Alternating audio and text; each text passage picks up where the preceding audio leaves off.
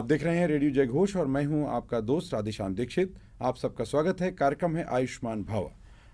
वो कार्यक्रम जो आपके जीवन का ख्याल रखता है, आपकी ज़िंदगी की तमाम मुश्किलों को हल करने की कोशिश करता है और आपको जोड़ता है उन तमाम उपायों से जिससे कि आप न केवल निरोगी रहें बल्कि अगर कोई समस्याएं हो गई हैं तो उनके समाधान के सरल उपाय अलग अलग पैथियों से जोड़ सकें, समझ सकें, जान सकें, क्योंकि सभी विधाएं आपके लिए हैं और उनके सबके अपने वैज्ञानिक पक्ष हैं, उनका अपना आधार स्तंभ है। कोई किसी का विरोधी नहीं बल्कि सब एक दूसरे के पूरक हैं।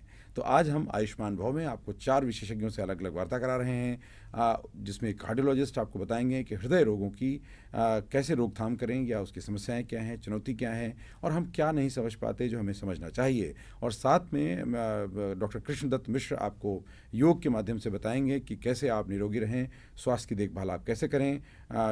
और साथ में डॉक्टर अवधेश आपको बताएंगे होम्योपैथी के माध्यम से कैसे आप जीवन के तमाम कष्टों को दूर कर सकते हैं और ख़ासकर हृदय रोगों में वो कैसे कारगर हो सकती है। और डॉक्टर सुनील आपको बताएंगे आयुर्वेद, यानी जो आयुष का विज्ञान है, जीवन को और आपकी आयु घटने ना पाए और हृदय स्वस्थ रहे उसके लिए क्या कुछ करें, क्या खान पान में सुधार करें, ये सब आप जानेंगे आज आयुष्मान भव में।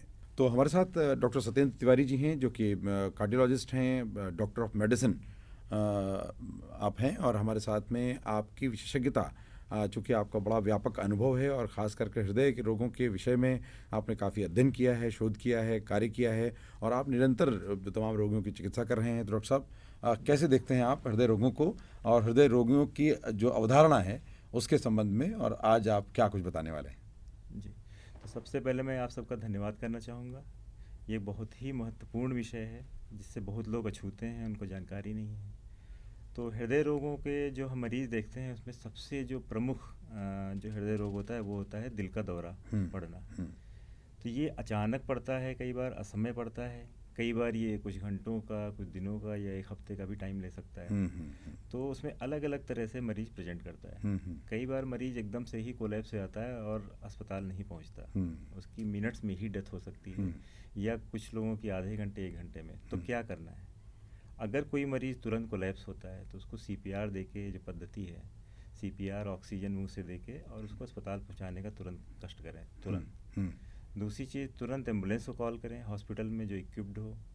और दिल के दौरे में जितनी भी स्टडीज़ हुई हैं ये देखा गया है कि अगर समय पर मरीज़ पहुँचे तो खून पतला करने की एक दवा है जो पुराने समय में बहुत यूज होती थी, स्ट्रेप्टोकाइनेस।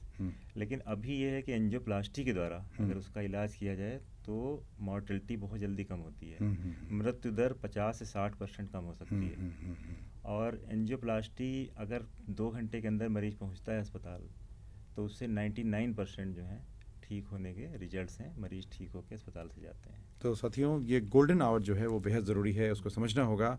यानी जिस समय दिल का दौरा पड़ता है या ऐसी कोई भी सिम्टम नज़र आते हैं तो आप कतई परेशान होने की जगह पर थोड़ी धीरज के साथ में आप ठोस कदम उठाएं। पहले तो डॉक्टर साहब ने बताया कि सीपीआर दें, यानी कि मुंह से ऑक्सीजन दे सकते हैं, चेस्ट को पंप कर सकते हैं और इसके साथ में आप फ़ौरन 112 डायल करें, 118 डायल करें, 118, जिसमें कि आपको एम्बुलेंस आती है और उससे आपको मदद मिले। कई बार अगर एम्बुलेंस आपको नहीं 118 पर मिल पा रही है किन्हीं भी कारणों से तो 112 को भी आप डायल कर सकते हैं, उससे भी मदद ले सकते हैं। पुलिस की गाड़ी भी आपको पहुंचाएगी, लेकिन इसमें चूंकि ऑक्सीजन की बहुत ज़रूरत है। लेकिन अगर किसी कठिन परिस्थिति में हैं तो आप कर सकते हैं, कोई भी साधन अपनाकर जितनी जल्दी हो अस्पताल तक पहुँचाएँ ताकि जो प्राथमिक चिकित्सा है वो इमीडिएट शुरू हो सके और उससे जो समस्या है गंभीर न होने पाए, व्यक्ति की मृत्यु तो बिल्कुल न हो, ऐसा डॉक्टर साहब बता रहे हैं। और एंजियोप्लास्टी क्या है? एंजियोप्लास्टी एंजियोप्लास्टी एक पद्धति है जिससे हम हार्ट की जो नसें होती हैं, जो नसों में ब्लॉक होता है, तो उसमें हम बलून ले जाके और उसमें फिर स्टेंट डाल के उसका रास्ता बनाते हैं। मेजर हार्ट अटैक में 100% नस ब्लॉक होती है तो तुरंत जिस वो एरिया में सप्लाई कर रही है उसका फंक्शन तुरंत कट जाता है। तो इसीलिए मरीज रिस्क पे होता है। उसको अनियमित हार्ट रेट हो सकती है, उसका बीपी डाउन हो सकता है, शॉक में जा सकता है मरीज। तो अगर उस नस को समय के रहते खोला जाए तो रिजल्ट्स इमीडिएट मिलते हैं। क्या बात है! ये बहुत ही, और यही एक जो हार्ट अटैक की एंजियोप्लास्टी है वो आपकी मृत्यु दर को कम करती है। नॉर्मल किसी को चेस्ट पेन, एंजाइना है, वो उनमें जो एंजियोप्लास्टी हैं उनमें बेनिफिट है उतना नहीं है जितना इस हार्ट तरह का हार्ट अटैक में है। हाँ डॉक्टर साहब, बहुत बार ये समझ नहीं आता। लोग कहते हैं अरे थोड़ा कुछ हुआ, अभी दौड़ लिया या कोई काम किया तो थोड़ा दर्द हो रहा है, थोड़ा आराम कर ले तो काम हो जाए। जी इसको पहचाने कैसे, ये बड़ा मुश्किल है, क्योंकि चेस्ट पेन तमाम तरह के जी हो सकते हैं, जी या हार्ट में भी अलग अलग समस्याएं होती हैं। जी कई लोगों को बीपी की समस्या है तो उसमें भी होता है, जी तो वो कहते हैं बीपी की समस्या है, लेकिन ये हृदय से जुड़ा हुआ है, इसका वो कोई रिलेशन नहीं जान पाते। या बहुत बार अन्य गतिविधियां भी हैं कि कई बार एक्सेस जो हार्ड वर्क करते हैं जी तो रेट बढ़ता है, जी या जिमिंग करते हैं, जैसे देखा गया लोग सेहतमंद हैं, जिम करते जी हैं, अचानक को कार्डियक अरेस्ट हुआ। जी जी तो ये क्या, उसमें क्या सावधानी बरतें? आप फिट हैं इसका मतलब ये नहीं कि क्या जी। गलतियां कर सकते हैं? तो ये बहुत ही अच्छा ज्वलंत सवाल है इस समय का कि हार्ट अटैक इन यंग्स, जो आजकल हमारे यंग जनरेशन के लोग हैं उनकी सडन डेथ हो रही है। और काफ़ी लोगों को देखा गया है कि जिम में जो आइसोमेट्रिक हैवी वेट एक्सरसाइज करते हैं तो उसमें हार्ट अटैक बढ़ रहा है, लोग जा रहे हैं और उनको समय बिल्कुल नहीं मिलता है अस्पताल तक पहुंचने का। कई बार बहुत स्टीनुअस एक्टिविटी जो करते हैं या आउट ऑफ प्रोपोर्शन, जितना आपकी बॉडी नहीं झेल सकती है, उसमें भी हार्ट अटैक का खतरा रहता है। कोई भी स्ट्रेस हो, वो एंजाइटी हो सकता है, वो आपका हैवी वेट उठाना हो सकता है। कई बार लोग लेट्रिन की पॉट पे बैठकर बहुत जोर लगाते हैं, उसमें भी हार्ट अटैक पड़ते देखे गए अच्छा। ओल्ड एज में। तो बहुत सारे, बट इसके ज़्यादा इम्पोर्टेंट मुझे लगता है हमें देखना चाहिए कि समाज में कैसे जी रहे हैं और किस वजह से हार्ट अटैक हो रहा है। हम्म हमारी जीवन पद्धति, उसमें यह है कि सबसे इम्पोर्टेंट जो फैक्टर आता है वो है धूम्रपान। हम्म स्मोकिंग जहर है हार्ट के लिए, हम्म वो नहीं करना चाहिए, क्योंकि उससे जितने भी केमिकल होते हैं हार्ट की ब्लॉकेजेज और हार्ट अटैक उससे बहुत ज़्यादा बढ़ रहे हैं। हम्म तो इसको बिल्कुल अवॉइड करना चाहिए। इसके लिए हमें शिक्षा की ज़रूरत है कि हम यंग जनरेशन में और जितने भी लोग हैं सबको ये बताएं कि स्मोकिंग ना करें। उसके साथ और इतने अच्छे अच्छे पेय पदार्थ हैं वो भी हैं, स्मोकिंग ना करें। दूसरा कारण है स्ट्रेस। स्ट्रेस एंजाइटी, आजकल का जो वर्क कल्चर है, आदमी 24 आवर स्ट्रेस में रहता है। नींद भी शायद लोगों को आती है लेकिन स्ट्रेस में ही रहते हैं। तो तनाव कैसे कम करें, उसके लिए जैसे व्यायाम, योगा के इतने अच्छे सेशन, वो सब सीखना चाहिए लोगों को कि आप अपने मस्तिष्क को कैसे रिलैक्स करें कि आपकी हार्ट रेट और बीपी अपने आप उससे नॉर्मल कंट्रोल रहे। हो जाए, किसी दवा की ज़रूरत ही ना पड़े। ठीक है, क्योंकि बीपी बहुत बार ऐसा रिस्क फैक्टर है, ब्लड प्रेशर, जो आपको पता ही नहीं चलता। 60% लोगों में सिम्टम ही नहीं होते हैं, एसिम्टोमेटिक है, और बीपी 180 है। जब आप किसी सर्जरी या किसी वजह से नपवाने के पता लगा आपका बीपी हाई है, तो ये आपकी जो आसपास की दिनचर्या है और रेयरली कई बार जेनेटिक कॉज की वजह से आपको हाई बीपी होता है, और ये बहुत बड़ा, ये भी एक रिस्क फैक्टर है हार्ट अटैक के लिए। वैसे ही अगर हम बात करें अल्कोहल, एक लिमिटेड क्वांटिटी में जो अलाउ है वो 30 ml अगर पर वीक या 60 ml तक मैक्सिमम वो है, लेकिन इसको एक हैबिट, इसको प्रमोट नहीं करना चाहिए क्योंकि लोग मिसयूज करते हैं। तो ज़्यादा अल्कोहल भी हानिकारक है, उससे धड़कनें बढ़ सकती हैं, हार्ट वीक हो सकता है, लीवर की बहुत सारी प्रॉब्लम होती हैं और फिर पेशेंट धीरे धीरे एंड स्टेज में पहुंचता है। ये बहुत कठिन बात है। ये जो अंत अवस्था है ये सत्य है, क्योंकि मृत्यु को नकारा नहीं जा सकता, लेकिन एक निश्चित आयु, जो औसत आयु है, वो तो ज़रूर हम सुखपूर्वक जिएं। इसके लिए हमारी तमाम जो पद्धतियां हैं वो मददगार हैं। और डॉक्टर साहब ने कहा है कि अगर हमसे गलतियां हो चुकी हैं, क्योंकि जब हम बात कर रहे हैं तो बहुत से लोग वरिष्ठ नागरिक होंगे, बहुत से युवा साथी होंगे, बहुत से जो है वो अभी बच्चे होंगे, बहुत सी माताएं बहनें होंगी जो अलग अलग स्थितियों में होंगी, अलग परिस्थितियों में होंगी। लेकिन अगर आप उनको ठीक करने की दिशा में आगे बढ़ते हैं, अगर ठीक नहीं हो रहा है तो बेहतर है आप उसे छोड़ दें, क्योंकि वो आपके बस में नहीं है। और अगर आप उसको कोशिश करेंगे तो आपके शरीर पर उसके नकारात्मक प्रभाव देखने को मिलेंगे। तो आप स्वस्थ रहें, बहुत हंसमुख रहें, खुश रहें, क्योंकि आप जितना खुश रहेंगे उतना आपका दिमाग खुश रहेगा, दिमाग खुश रहेगा तो हृदय अपने आप खुश रहेगा, और हृदय का खुश रहने में आपकी परिस्थितियों का बड़ा योगदान है। तो डॉक्टर साहब, साथ में जैसे दवाइयों के बारे में, हम एलोपैथी के बारे में या चिकित्सा के सर्जरी के बारे में, लोगों के बारे में अलग अलग तरह की राय है। जैसे आजकल हमारे देश में राय बड़ी जल्दी देते हैं लोग, तो उन रायों में क्या क्या राय सही है और कौन कौन सी भ्रांतियाँ हैं जिनसे दूर रहना चाहिए? देखिए, मैं हर पद्धति को मानता हूँ। मैं एलोपैथिक डॉक्टर ज़रूर हूँ, लेकिन मैं मानता हूँ क्योंकि एलोपैथी से पहले भी इलाज होते रहे हैं, आयुर्वेदिक पद्धति से सैकड़ों साल पहले से इलाज होते रहे हैं, और हमारे ऋषि मुनि, जिन लोगों ने जो भी खोजा इतना, उसका उस समय भी इलाज वो करते थे अपनी पद्धति से। तो हम उसको नकार नहीं सकते, वो हमारे लिए बहुत अच्छा है। नॉर्मली मैं एक एग्जांपल दूंगा कि अगर आप हरी चीज़ें ज़्यादा खाते हैं, हरी पत्तियाँ, सब्जी, ठीक है, मीट मांस और ये जितनी बाहर की जंक फूड वगैरह नहीं खाते हैं, तो आपको हार्ट अटैक का रिस्क बहुत कम होता है, 50% कम होता है।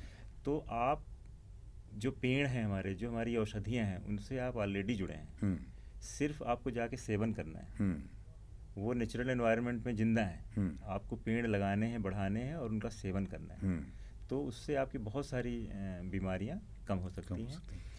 दूसरा, आयुर्वेदिक में हमारे मित्र हैं बहुत सारे, वो बहुत सारी बीमारियों का, जैसे कुछ बीमारियों का इलाज कई बार सिम्टोमेटिक एलोपैथी में होता है तो नहीं हो पाता है, वो लोग करते हैं, अच्छा मरीजों को फ़ायदा भी हो रहा है। तो प्रमोट हर पद्धति करना चाहिए।